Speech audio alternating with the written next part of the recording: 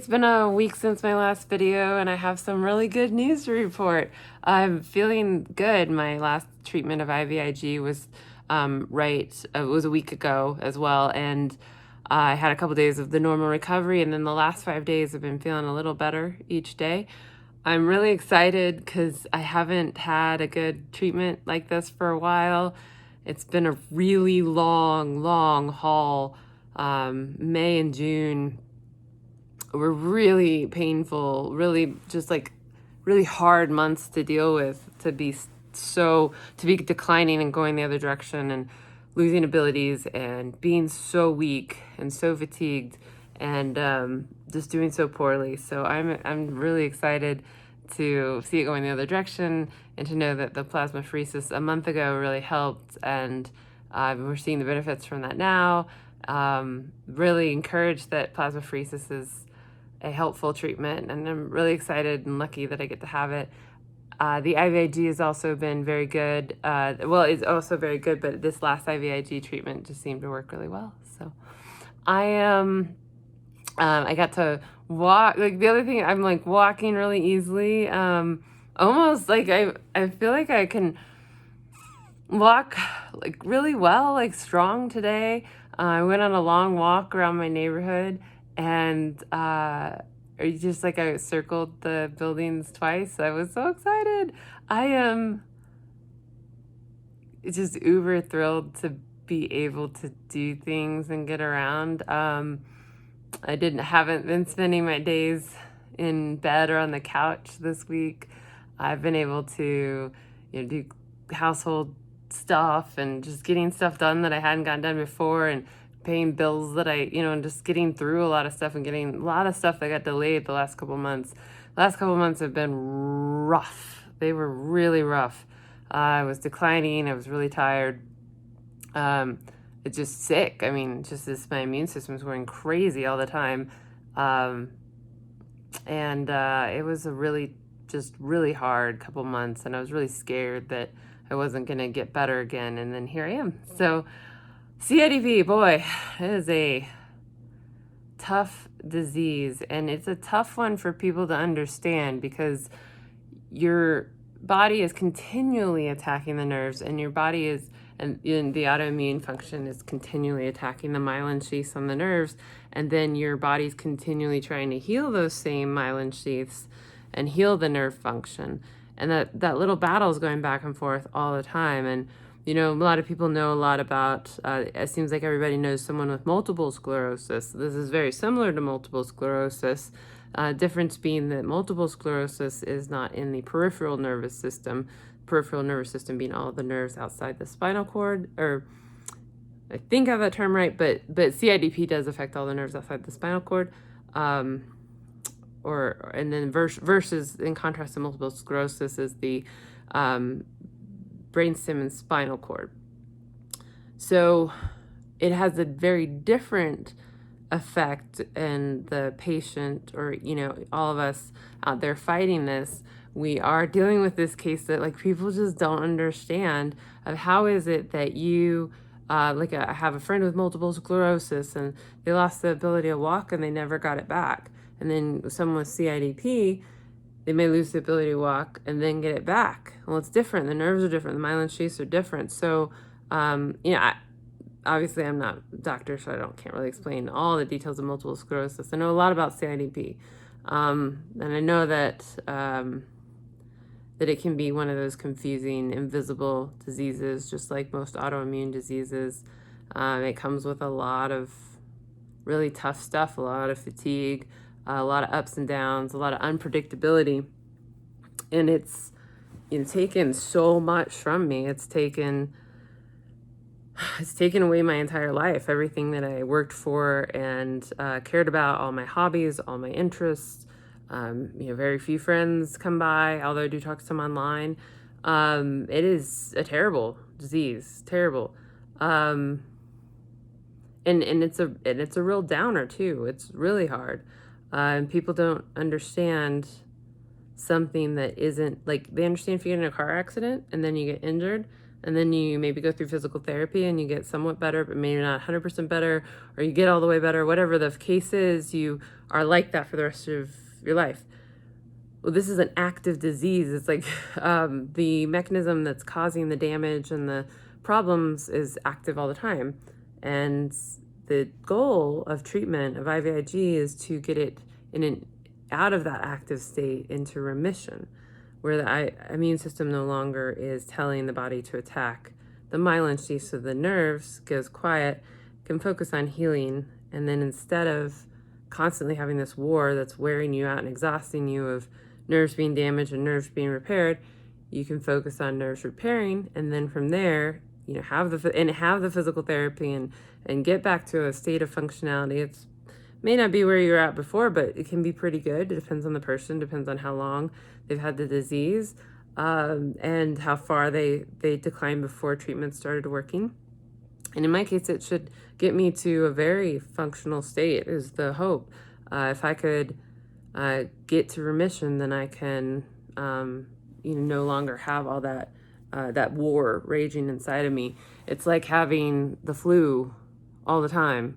When that war is going on, the immune system's going crazy, attacking an enemy that it thinks is there, which is myself, and then my body's also going crazy trying to heal that damage. So that's my best guess on where all the fatigue comes from, and the weakness is from the nerves not being able to communicate with the muscles. It's not it's different than strength weakness. So when you, as a healthy person, just try to strengthen a muscle with, say, you do weights and you do exercises to strengthen that muscle, then over time that muscle gets stronger and stronger. With something like this, the weakness that I have isn't from not working out those muscles. We're talking about weakness from not being able to communicate from the brain to those muscles. So muscles are made up of many, many, many fibers. When nerves are degraded, before it stops communicating with the entire muscle group, it actually is just some fibers are getting the message, and not always at the same time. It's sometimes you're getting the message but slow, and it's degraded, and not all of it's coming through, just partial signal. There's signal loss and there's slower signal. And so some of the fibers in a muscle, so if you picture these as fibers on a muscle, some of them might fire and move the muscle and help you try to walk or carry something or sit up straight, whatever it is. But some of them won't fire with this condition, and it changes all the time which ones are firing, which muscle groups are affected, like how bad it is. Normally it kind of starts on the peripherals with the toes and the fingers, and you lose more of that as it works its way in. And that is how weakness happens with CIDP, is that lack of communication. So it's really interesting when I have an improvement period like I'm having this week. I can go from, like, if I were to have a strength measurement system, like one of those things you grip with your hands, or see my hands are really strong right now. You could see in some of my videos a month ago, my hands were like weak and curling up, and I couldn't do a whole lot with them.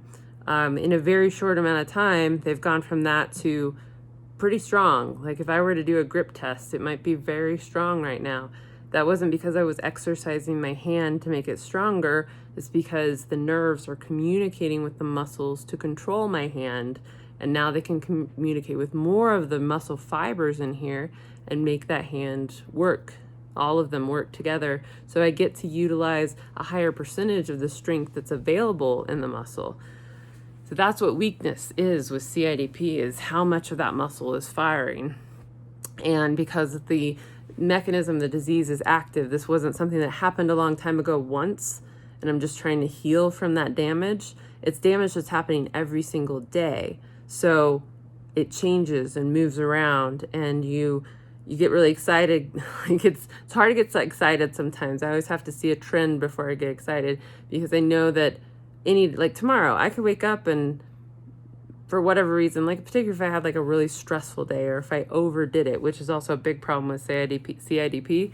And if you talk to a lot of patients, they'll say the same thing, that you can't just go out and push your body to its limits, because it's like taking someone who's recovering from the flu or an infection in their body and telling them to go like push themselves to their limits, the immune system and the body can't handle all of that at once, and then that infection comes back. So something similar to that happens with CIDP. If you really push it, it will make the disease get more active, because you're not able to, for whatever reason, it seems to upset that equilibrium or that quieter, or whatever it is that allows you to heal more than be damaged.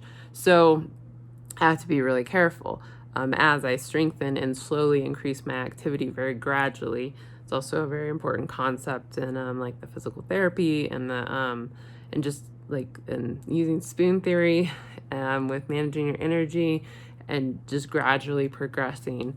And I've found that when I've had these periods where I have strength return and I have successful treatments, that I can reintroduce weightlifting, and I really haven't lost nearly as much as I thought, because once I'm getting strong again, you know, like a weight that I couldn't even lift maybe a month ago, today I can probably do a bunch of reps on it, and it's amazing to see that. But then when I hit this period, I'm going to do that, you know, whatever exercise, the PT exercises, and try to get as much strength as I can in a gradual way built up during this time, so I can also fight the atrophy during those downtimes. So that's kind of my world right now. That's today's snippet to tell you what's on my mind.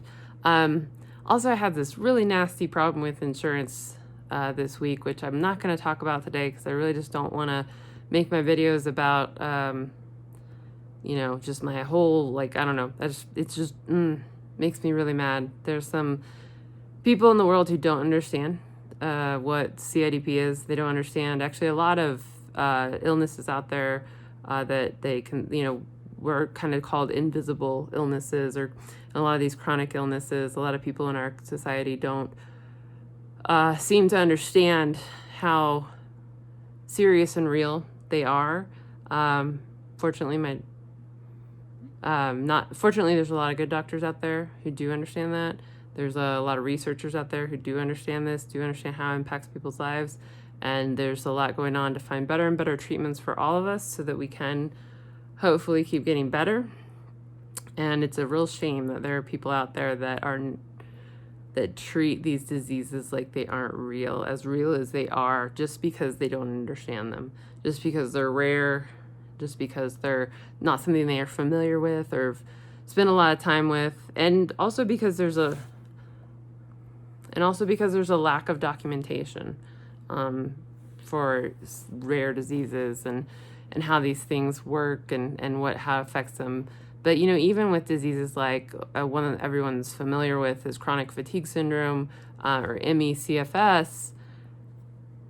What a terrible name it was given. But, you know, that's one that everyone seems to know a bit about, but doctors haven't been able to actually pinpoint enough about that to have really solid treatment plans and really solid diagnoses either. Sorry, I shouldn't talk too much about ME/CFS because I'm not an expert in that. That's not my disease. I'm not as knowledgeable about that one, I mean. But I know that with my disease, I'm lucky that I have a disease that has a clear diagnostic tool, and it's not entirely clear. There's a lot of gray area actually still on it, but they can at least see nerve nerve damage and measure that in some ways. And then and I'm lucky that there are treatments for my disease and that there's hope for me to get better. So I'm going to keep just sticking to that and not let naysayers who don't believe me or who don't believe in things they can't see and who clearly aren't very knowledgeable about the world of autoimmune diseases or my specific disease, CIDP, put me down. And for any of you out there listening who have CIDP, don't let it put you down either. There's a whole world of us with CIDP, and you're not alone. And for other related conditions, you're not alone. A lot of us do understand what it is and the ups and downs and what your life is like. So keep fighting, and hopefully you'll have good days like I had today.